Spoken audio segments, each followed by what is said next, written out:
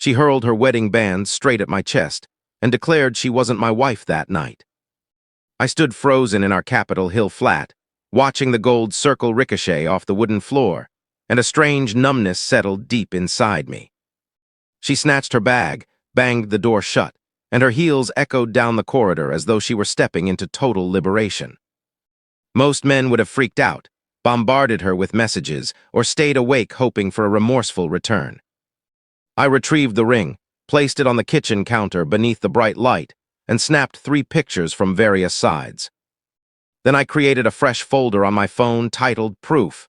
Here's something marriage rarely teaches you. The instant a partner discards the emblem of your union and proclaims their independence. They've basically given you the whole argument. I was 29 at the time. We'd been wed for 4 years, and I believed I understood what security felt like. We connected during university, got engaged early, embraced that Capitol Hill young professional lifestyle with the brick-exposed flat, and our Sunday trips to the farmer's market. I handled project coordination at a tech firm. She handled marketing for a downtown startup. Our existence appeared flawless on social media. Cozy pasta dinners, lazy podcast mornings. The sort of couple friends labeled relationship goals underneath posts.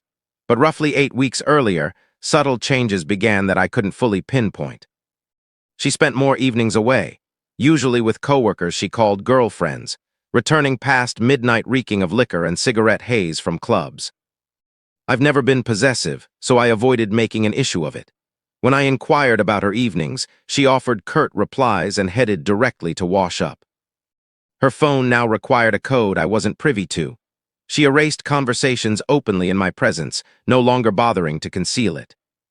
I convinced myself this was temporary. Perhaps she craved breathing room, that relationships go through phases, and this was merely a difficult stretch. In hindsight, I ask myself, how many warning signs must pile up before a person quits rationalizing them? I had been mistaken. That Friday evening, I prepared supper as always. Creamy carbonara, toasted garlic bread, the full spread. 7 rolled around, no message. 8 arrived, still silence. I ate solo, stored her portion in the refrigerator, and put on some easy Netflix to pass the time. She entered at 7:12. I know the precise moment because I checked my watch at the sound of the door. She wasn't wobbling from alcohol. She was stone-cold sober, and that unnerved me more.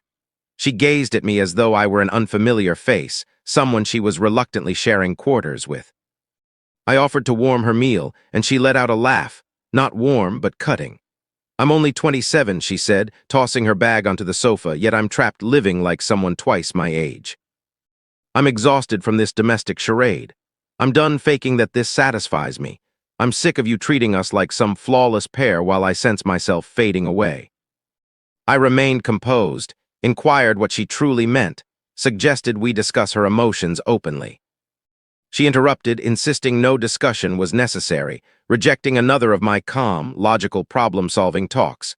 Then came the moment. She tugged off her wedding band, dangled it between us as proof of my supposed wrongdoing, and uttered the phrase etched in my memory. "This band represents my vanishing act." She flung it forcefully toward my chest. It struck and dropped. The clink against the floor rang louder than anything before.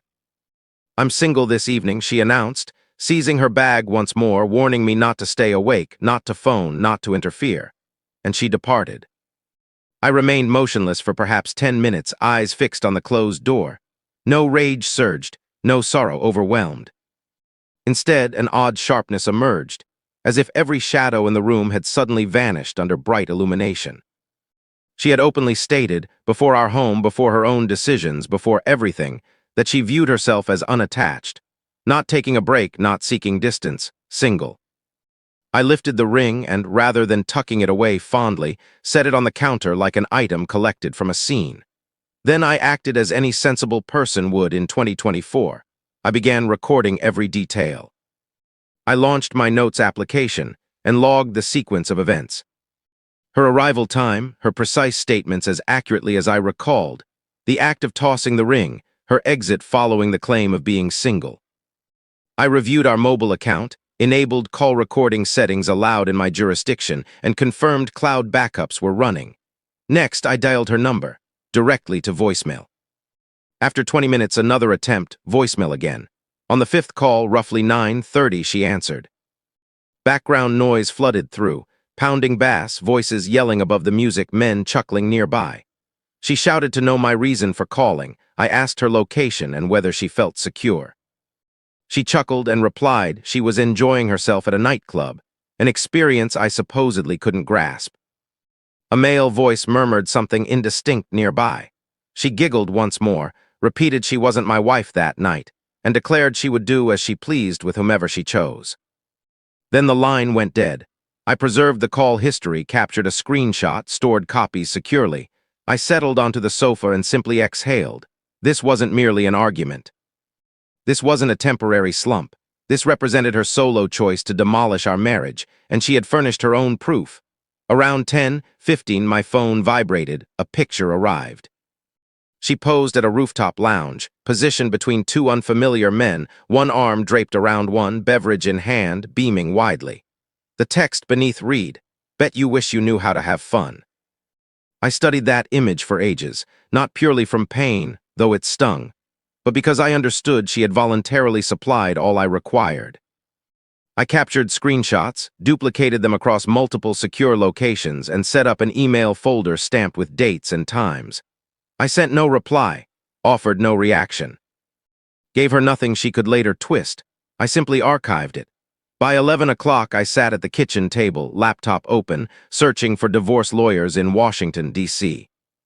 I located one with strong feedback, experienced in contentious matters, known for swift action. At 11:58, I rang his after-hours contact. He answered promptly on the third attempt, sounding fully awake, and I summarized briefly. I explained my wife had flung her wedding ring at me, proclaimed herself single, departed, forwarded a picture with other men, and stated she would act freely. I mentioned possessing audio, images, and timed records of it all.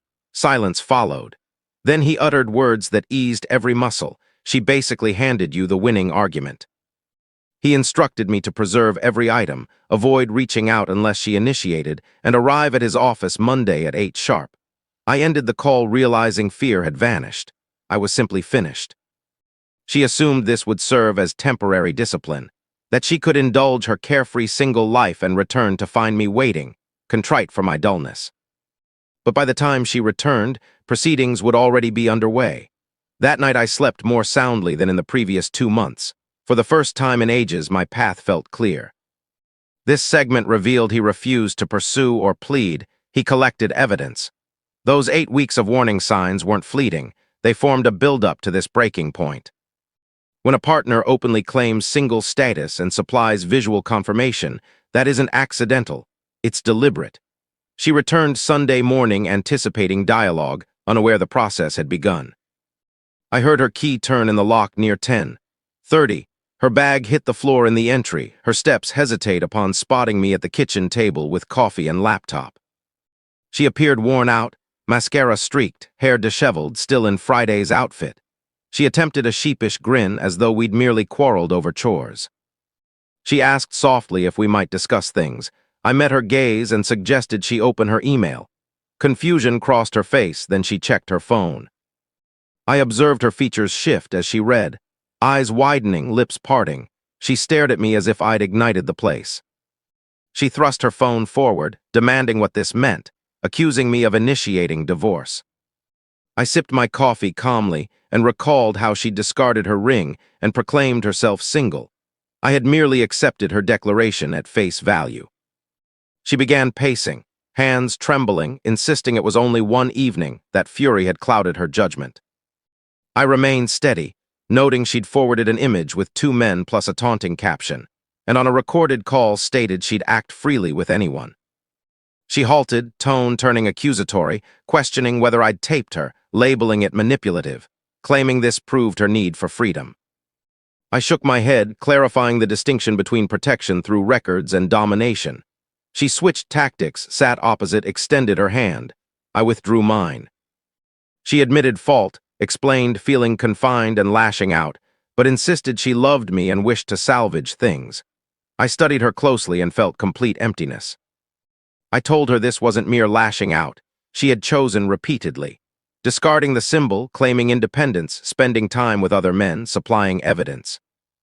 Her sobs intensified. She questioned whether one poor choice erased years together, whether I refused even to attempt repair. I rose, emptied my remaining coffee down the drain, and asked who had truly discarded those years. "You threw the ring," I replied. Saturday at 8, I had consulted the lawyer. His name was Richard, mid-50s, crisp attire, the type who rearranged weekends when urgency appeared. I presented it all. Ring photos on the floor, timed records, audio clip, texted image, quoted statements. He arranged everything on his desk as though preparing courtroom exhibits, which he essentially was. He declared the material strong, pointing to her self-sent photo, noting she had publicly claimed single status and recorded her conduct herself. He inquired about finances. I detailed them. The lease stood solely in my name. I'd covered the full deposit and all bills from the start. Joint accounts existed, but I earned the majority. She brought in roughly 60% of my income.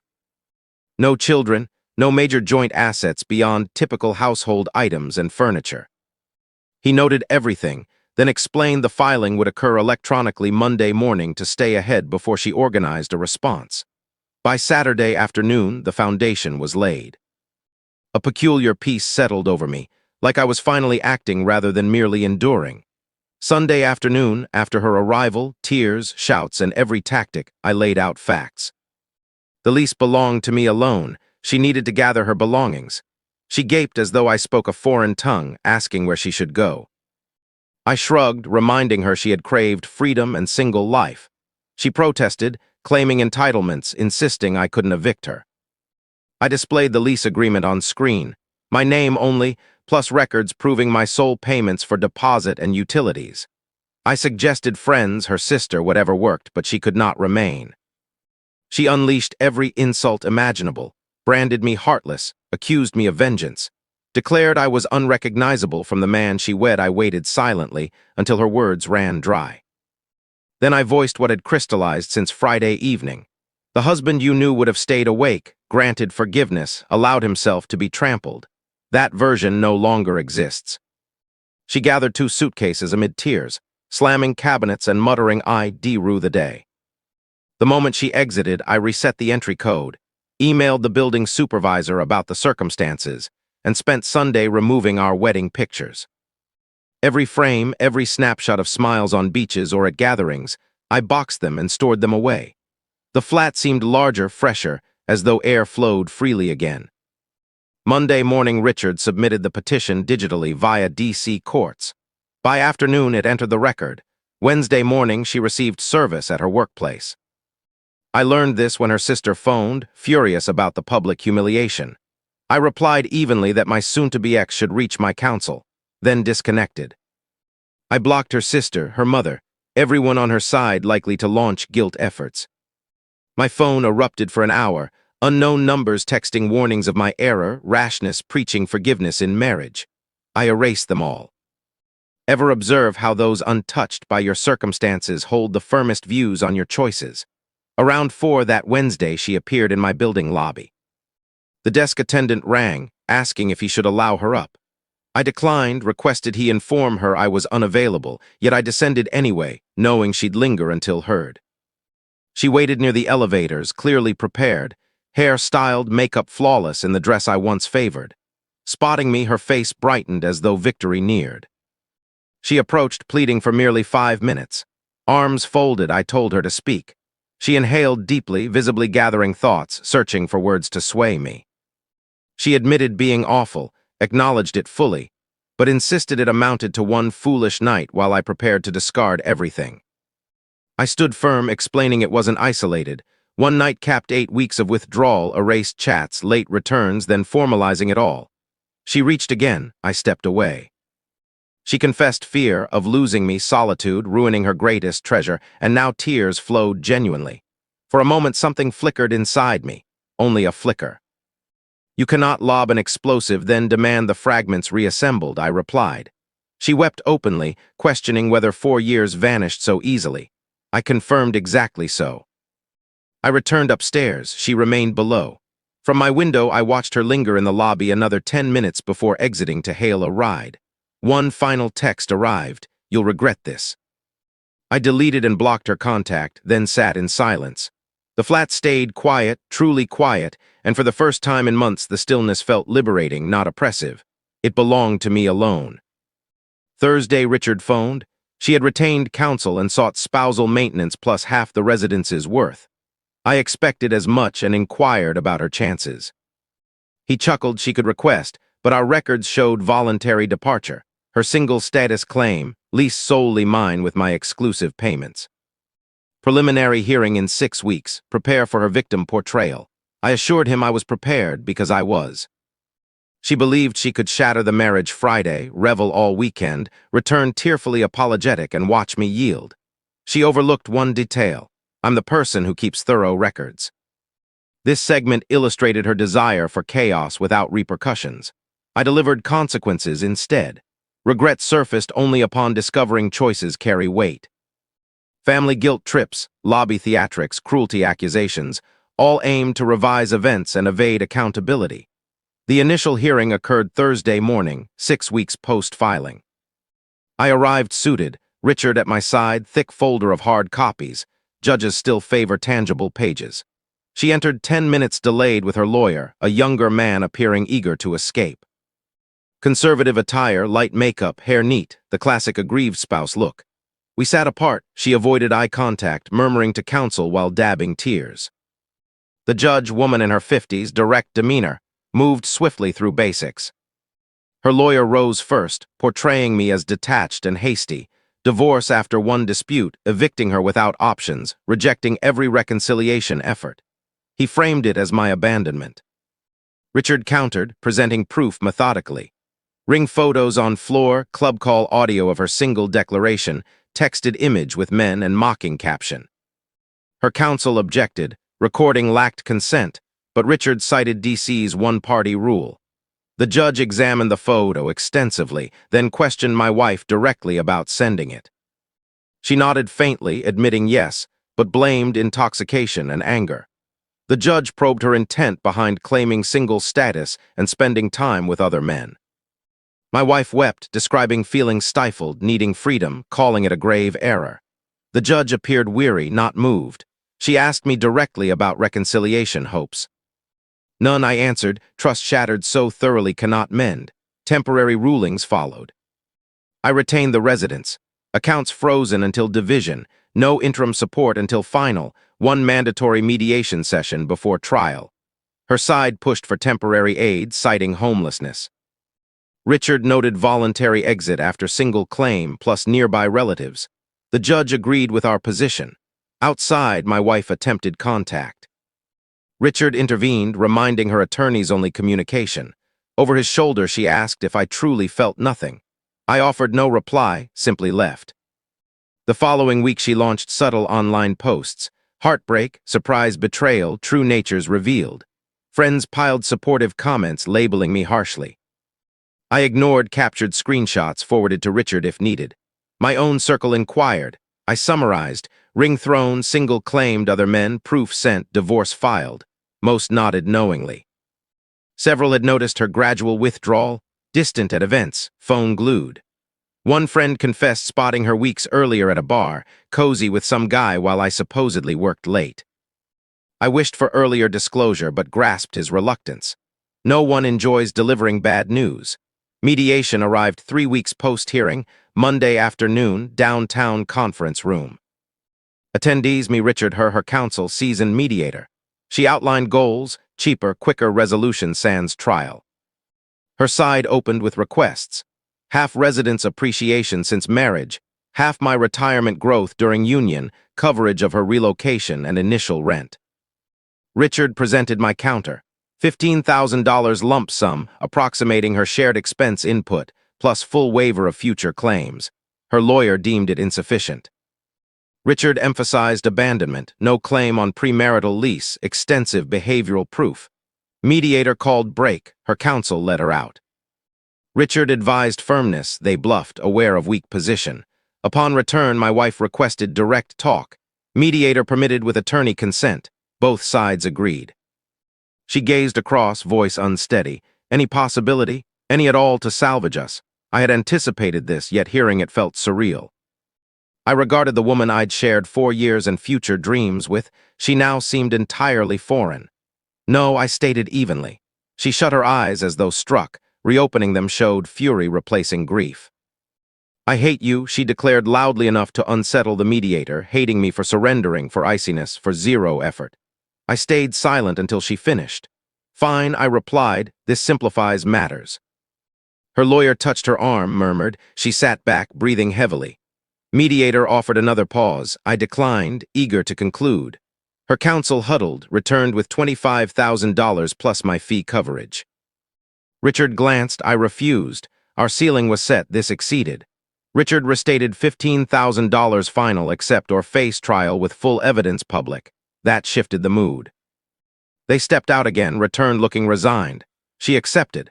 Papers signed on spot, mediator attested, settlement complete. Divorce final in 60 days per DC rule, but division resolved. I issued $15,000 check. She signed full release, separation official. Packing up, she paused at the door, glanced back silently. No words, just a long look, perhaps memorizing me or grasping our journey's end. Then gone. Richard clasped my hand, praised flawless handling. Most men buckle under emotional pressure. I thanked him, settled final fees, stepped into sunlight feeling unburdened after months. 60 days passed, court email arrived, marriage dissolved. At my desk, I stared at the notice briefly. Years concluded in a digital file. Forwarded for archives, resumed tasks. That weekend, I reorganized the entire flat, shifted furniture, new bedding, fresh artwork. I needed it to reflect me alone, not a shrine to what ended. I resumed jogging, something halted post-marriage at her urging about excess time. Took a solo Portland getaway, no itinerary. 3 months later came a promotion I'd aimed for but distraction blocked. Life gradually felt authentic again, lived, not staged. Friends inquired about dating. I replied not yet, needing space to rediscover myself beyond husband role. Truthfully, I missed stability's concept, partnership's notion, not her personally. That realization confirmed my decision's rightness. This account demonstrates respect and trust form a relationship's bedrock. When actions reveal disregard for shared life, accepting that truth and acting isn't harsh, it's dignity. Keeping records wasn't vengeance, it shielded against narrative distortion. What are your thoughts on this account? Share below, like if it resonated, and subscribe for additional true life tales.